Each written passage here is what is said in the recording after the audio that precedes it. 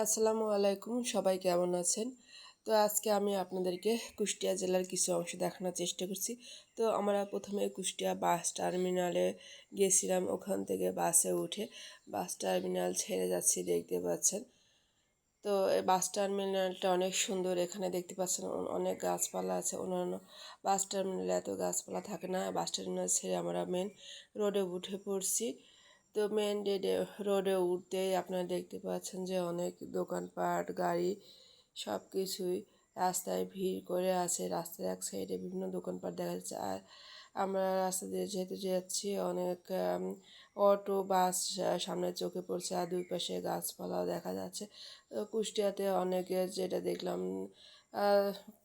বিশেষ করে কিছু কারখানা আছে দেখতে পাচ্ছেন। আর অনেক ধানের চাতাল আছে, যেগুলো আমার আজকে ভিডিও করা হয়নি। তো কুষ্টিয়া জেলা আসলে অনেক কিছু এখানে আছে। কুষ্টিয়া শহরটা অন্যান্য জেলার তুলনায় অনেক পুরানো জেলা এবং বেশ বড়, এবং কুষ্টিয়াতে অনেক ডাক্তার, চিকিৎসা ব্যবস্থাও ভালো, শিক্ষা প্রতিষ্ঠানও গড়ে উঠেছে। কুষ্টিয়া সরকারি কলেজটাও বেশ নাম করা। তো অনেকে ওখানে পড়াশোনা করে থাকে। আমরা ওখানে কুষ্টিয়া সরকারি কলেজ ওখানে গিয়েছিলাম, তবে সেভাবে ভিডিও করা হয়নি, কারণ আমরা যেহেতু ডাক্তার দেখাতে গেছিলাম। ডাক্তার দেখাতে গেলে অনেক ব্যস্ততা থাকে। তো আমার ভিডিও কেমন লেগেছে কমেন্ট করে জানাবেন।